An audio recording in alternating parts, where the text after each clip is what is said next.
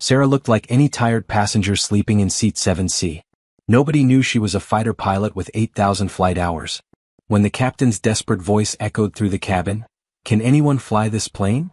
The ordinary woman who just wanted to nap became everyone's only hope for survival. Before watching full story, comment below from where are you watching. Also like and subscribe for more stories. The busy airport terminal buzzed with travelers rushing to catch flights. Among them walked Sarah Chin, a 35-year-old woman in simple jeans and a sweater, looking no different from thousands of other tired passengers. She carried only a small backpack and had dark circles under her eyes from exhaustion. Nothing about her appearance suggested she was anything more than an ordinary traveler heading home after a long business trip. Sarah found her seat, 7C, the dreaded middle seat between a businessman frantically typing on his laptop and an elderly woman already settled in with her knitting. The businessman glanced at her as she sat down, noting her tired expression. "Long day?" he asked politely. "Very long. I just want to sleep," Sarah replied with a yawn, immediately closing her eyes and settling into her seat. The businessman shrugged and returned to his work, assuming she was probably some office worker who had pulled an all-nighter. The elderly woman smiled sympathetically, remembering her own exhausting travel days. Neither passenger had any idea that the seemingly ordinary woman between them was actually Captain Sarah Chin, a former Air Force pilot with over 8,000 flight hours and extensive emergency training. As the plane taxied for takeoff, flight attendant Jenny walked through the cabin conducting the safety demonstration. She noticed Sarah was already dozing peacefully and made sure to speak in hushed tones when passing her row. "Poor thing probably worked all night," Jenny whispered to another flight attendant. "Let's try not to wake her during service." The Boeing 737 lifted off smoothly from Denver International Airport, beginning what should have been a routine 6-hour flight to Boston. Sarah slept deeply as the Rocky Mountains faded below the clouds. She had specifically chosen this flight because she wanted uninterrupted rest. After months of intense flight training schedules and certification renewals, she desperately needed a break from anything aviation-related. 30 minutes into the flight, the cabin was peaceful. Passengers read books, watched movies on their tablets, or dozed like Sarah. Jenny quietly served drinks, carefully stepping around sleeping passengers. The businessman beside Sarah had ordered coffee and was deep in spreadsheets. The elderly woman was making good progress on what looked like a baby blanket. "She hasn't moved once," the elderly woman whispered to the businessman, glancing at Sarah. "Must be absolutely exhausted. Probably some office worker catching up on sleep," he whispered back, not wanting to disturb their sleeping neighbor. Sarah's breathing was deep and steady, her hands resting peacefully in her lap. Her face showed no tension, no worry, just the calm expression of someone finally getting the rest they desperately needed. No one in the cabin suspected that this tired-looking woman had landed fighter jets on aircraft carriers, navigated through severe storms, and handled more aviation emergencies than most commercial pilots see in their entire careers. In the cockpit, Captain Mike Torres and First Officer David Kim were enjoying what seemed like a perfect flight. The 52-year-old captain had over 20 years of commercial flying experience, while his 29-year-old first officer was sharp and eager. Their instruments showed normal readings across the board. "Beautiful day for flying," Captain Torres said, scanning the clear blue sky ahead. "Should be smooth sailing all the way to Boston. Weather reports show clear skies for the next 4 hours, First Officer Kim confirmed, making routine notes in the flight log. Couldn't ask for better conditions. Neither pilot knew that in exactly 18 minutes, their perfect flight would become a nightmare that would test every skill they possessed, and require help from the most unexpected source. The first sign of trouble came as a barely noticeable vibration through the airframe. Captain Torres frowned and glanced at his instruments, but everything still appeared normal. First Officer Kim felt it too, just a slight tremor that could have been normal turbulence. "Did you feel that?" Torres asked. "Yeah, probably just hit a small air pocket," Kim replied, though something in his voice suggested he wasn't entirely convinced. Then the master caution light illuminated, followed immediately by multiple warning chimes that sent both pilots into high alert. The aircraft's central computer system was detecting problems faster than the crew could process them. "Engine 2 showing abnormal readings," Kim called out, his training kicking in as he began running through emergency checklists. But this wasn't a simple engine problem. Within seconds, the hydraulic pressure warning light joined the growing collection of red indicators on their panel. Then the electrical system warning. Then pressurization alerts. "This doesn't make sense," Torres said, his experienced eyes scanning instruments that were telling him multiple critical systems were failing simultaneously. These systems are independent. They shouldn't all fail at once. In the cabin, passengers were beginning to notice something was wrong. The aircraft's smooth flight had become noticeably rougher, and sensitive travelers could feel the subtle changes in engine sound and aircraft attitude. Sarah remained deeply asleep, her body naturally adjusting to the slight turbulence without waking her conscious mind. The businessman beside her saved his work and closed his laptop, sensing that the smooth flight was ending. The elderly woman looked up from her knitting with concern. "Is everything all right?" she asked Jenny as the flight attendant passed by, though Jenny's forced smile couldn't hide her growing worry. "Just a bit of turbulence. Nothing to worry about," Jenny replied automatically, though the unusual pattern of chimes from the cockpit was making her increasingly nervous. In the cockpit, the situation was deteriorating rapidly. What had started as isolated system warnings was cascading into a full emergency. The aircraft's fly-by-wire computer system, which normally assisted pilots with flight control, was providing contradictory information. "I'm getting false readings on everything," First Officer Kim reported, his voice tight with stress. "Altitude shows we're climbing and descending at the same time. Airspeed indicators don't match." Captain Torres fought to maintain control as the aircraft became increasingly difficult to handle. 23 years of flying experience told him this wasn't normal mechanical failure. This was something far worse. "Dave, I think we've got a major computer malfunction," he said grimly. "The whole flight management system might be compromised." The aircraft suddenly lurched violently to the left, throwing passengers against their seatbelts. Overhead bins rattled and several people cried out in alarm. The businessman grabbed his armrests, while the elderly woman clutched her knitting needles. But Sarah still slept, her subconscious mind so accustomed to aircraft movement that even this dramatic motion registered only as a slight disturbance in her dreams. "Ladies and gentlemen, this is your captain," Torres announced over the intercom, his voice carefully controlled despite the chaos in the cockpit. "We're experiencing some technical difficulties. Please return to your seats and fasten your seatbelts." The understatement of the century, Kim thought grimly as he watched more warning lights illuminate their panel like a deadly Christmas tree. Jenny and the other flight attendants moved quickly through the cabin, ensuring passengers were secured and trying to project calm professionalism while their own hearts raced with fear. They had never seen this many warning lights in the cockpit during their pre-flight safety briefings. "What kind of technical difficulties?" the businessman asked Jenny as she checked his seatbelt. "I'm sure the pilots have everything under control," Jenny replied, though her worried expression suggested otherwise. The aircraft lurched again, this time dropping suddenly before recovering. Several passengers screamed. Coffee cups flew through the air, and a baby started crying somewhere near the front of the plane. Sarah's eyes fluttered but didn't open. Some deep part of her pilot's mind recognized the aircraft's distress, but her exhausted body refused to fully wake up. In the cockpit, Captain Torres was fighting the aircraft with everything he had. The primary flight display was showing impossible readings. They were apparently flying upside down at 45,000 feet while simultaneously descending through 15,000 feet at 300 miles per hour. "The backup instruments aren't matching either," Kim reported desperately. "I can't tell what's real anymore." Torres looked out the window and used the most basic piloting skill visual reference to the horizon. They were flying level at approximately 35,000 feet, but their instruments insisted they were in a steep dive. "We're flying manually from here on," he decided. "Disconnect the autopilot and flight management system completely." But as Kim reached for the autopilot disconnect, the aircraft's nose suddenly pitched down violently.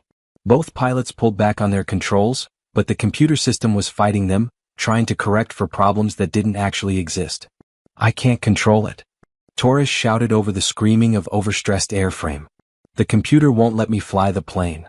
The aircraft entered a steep dive that threw passengers forward against their seatbelts. Oxygen masks deployed from the ceiling as the cabin pressure system, also controlled by the malfunctioning computer, began venting precious breathable air into the thin atmosphere outside. Screams filled the cabin. Parents grabbed their children. The elderly woman began praying quietly while fumbling with her oxygen mask. And finally, the chaos was enough to wake Sarah Chen. Her eyes snapped open, not gradually like someone waking from normal sleep, but instantly alert in the way that only comes from years of military training. Her pilot's mind immediately processed multiple inputs: the aircraft's attitude, the sound of the engines, the screaming passengers, the deployed oxygen masks. "Oh God," she whispered, recognizing the signs of a catastrophic emergency. She grabbed her oxygen mask with one practiced motion while her eyes scanned the cabin. The flight attendants were struggling to help passengers while fighting the aircraft's violent movements. Through her window, she could see the ground getting closer at an alarming rate. Her pilot training kicked in automatically. Even before fully waking up, she was calculating airspeed, rate of descent, and estimated time until ground impact based on visual references. The numbers weren't good. Then she heard Captain Torres's voice over the intercom, filled with desperation she had never heard in 20 years of aviation. "Ladies and gentlemen, this is an emergency. Our flight computers have malfunctioned and I'm having difficulty controlling the aircraft. If there is anyone on board with pilot training, any kind of pilot training, please identify yourself to the flight attendants immediately. We need help." The cabin fell silent except for the roar of overstressed engines and the whistle of air rushing past the aircraft. Passengers looked around at each other with wide, terrified eyes. Who among them could possibly help fly a commercial airliner? Sarah's mind raced. She was deadheading, traveling as a passenger while off duty. Technically, she had no authority to enter the cockpit. But she also had more emergency experience than probably any other pilot flying commercial routes today. The businessman beside her was staring at the oxygen mask instructions with panic in his eyes. The elderly woman was crying quietly, clutching her knitting like a lifeline. "Ma'am, can you help us?" Jenny appeared beside Sarah's row, her professional composure cracking. "The captain needs someone with flying experience." Sarah looked around the cabin one more time. Terrified faces stared back at her. Children crying. Adults praying. Everyone depending on Captain Torres to save them, but she could hear in his voice that he was reaching the limits of what he could handle alone. She unbuckled her seatbelt and stood up, surprising everyone around her with her sudden calm authority. "I'm Captain Sarah Chin, Air Force Reserve, commercial rated," she announced clearly. "Tell your captain I'm coming forward." The businessman's jaw dropped. "You're a pilot?" "Fighter jets, cargo planes and commercial aircraft," Sarah replied, already moving toward the cockpit with the confident stride of someone who belonged there. 8,000 flight hours, including about a dozen emergencies worse than this one. Jenny's relief was visible as she escorted Sarah forward. "Thank God. The captain will be so glad to see you." As they moved through the cabin, passengers watched with new hope. The tired woman from 7C who had seemed like just another exhausted traveler was actually their best chance of survival. Sarah's mind was already shifting into emergency mode. The transition from peaceful sleep to life-threatening crisis was jarring, but her training helped her push through the disorientation. She could feel adrenaline clearing away the last traces of sleepiness. At the cockpit door, Jenny knocked urgently. "Captain Torres, we have a pilot passenger coming forward." The door opened immediately, revealing Captain Torres's sweat-covered face. Behind him, she could see First Officer Kim wrestling with controls while red warning lights painted the cockpit like a scene from hell. "Thank God," Torres said, stepping aside to let Sarah enter. "I'm Mike Torres. This is Dave Kim. We've got multiple system failures and the flight computers are giving us false information." Sarah quickly scanned the cockpit, her experienced eyes taking in the chaos of warning lights and contradictory instrument readings. But she also noticed something the two pilots, focused on their instruments, had missed. "Captain, look outside," she said calmly. Visual reference. "We're actually in controlled flight at approximately 34,000 feet, wings level." Torres looked up from his instruments and felt some of his panic recede. She was right. Despite what their computers were telling them, the aircraft was flying normally. "The computer system is lying to you," Sarah continued. "Classic cascading failure in the flight management system.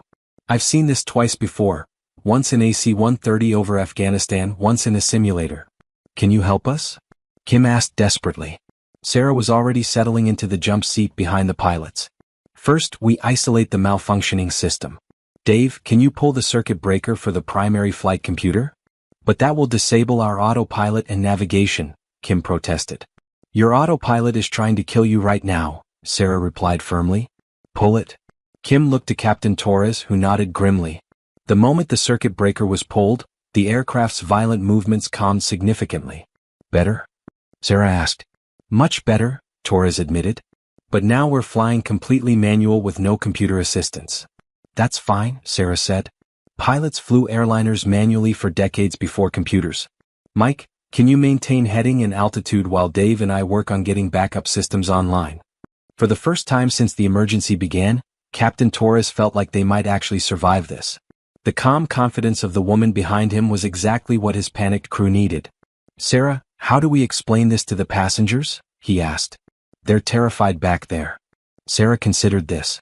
She knew that passenger psychology during emergencies was just as important as technical skills. People needed hope, but they also needed honesty. "Tell them we've identified the problem and we're working on solutions," she advised. "Don't lie to them, but give them something to hold on to." Torres keyed the intercom. "Ladies and gentlemen, this is your captain with an update.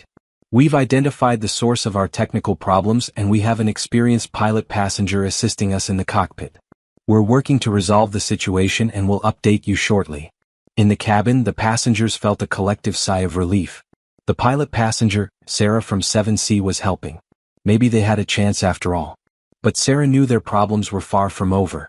Without computer assistance, landing a modern airliner required precise coordination between multiple crew members. And she could see on the fuel gauges that they were burning fuel faster than normal due to the system malfunctions. "Dave, what's our fuel situation?" she asked. Kim checked his calculations. "At current consumption rate, we have about 2 hours before we reach minimum reserves. And Boston is still 90 minutes away under normal conditions," Torres added grimly. Sarah processed this information. Flying manually in emergency conditions would consume even more fuel. They needed to find an airport closer than Boston, and they needed to prepare for a very challenging approach and landing. "Mike, what's the nearest suitable airport?" she asked. Torres consulted his charts. "Cleveland Hopkins. Big runway, full emergency services. About 40 minutes away." "That's our best option," Sarah agreed. "Dave, can you contact air traffic control and declare a full emergency? Tell them we need priority routing to Cleveland and emergency vehicles standing by." As Kim worked the radio, Sarah's mind was already several steps ahead, planning their approach to Cleveland. She knew that landing without computer assistance would require old-school piloting skills that many modern pilots rarely practiced. "Mike, when was the last time you flew a completely manual approach?" she asked. Torres thought for a moment. "Probably 5 years ago, during recurrent training." "Dave. Maybe 3 years," Kim admitted. Sarah nodded. This was going to be challenging but not impossible. "Okay, here's what we're going to do. I'll talk you through a manual approach. We'll use visual references and basic instruments only. No computer assistance, no autoland system." She could see doubt in both pilots' eyes. Landing a commercial airliner manually was like performing surgery with boxing gloves, technically possible, but requiring enormous skill and precision. "Have you done this before?" Torres asked. "Dozens of times," Sarah replied confidently. "In much worse conditions than this. Combat landings on damaged runways, night approaches with no instrument landing systems, emergency landings on aircraft carriers. This is going to feel easy compared to landing an F-18 on a pitching deck in a thunderstorm." Her confidence was infectious. Both men felt their anxiety decrease as Sarah took charge of the situation with the calm authority that comes only from extensive emergency experience. "First, we need to brief the cabin crew," Sarah continued. "They need to prepare passengers for an emergency landing. Assume we might have to evacuate quickly." Torres called Jenny to the cockpit and explained the situation.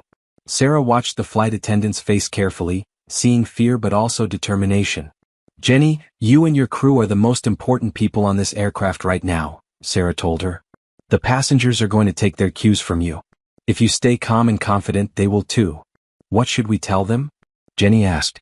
"The truth, but not all at once," Sarah advised. "Tell them we're diverting to Cleveland as a precaution, that we have everything under control, and that they should review their safety cards and listen carefully to instructions." As Jenny returned to the cabin, Sarah turned her attention back to the immediate flying challenges.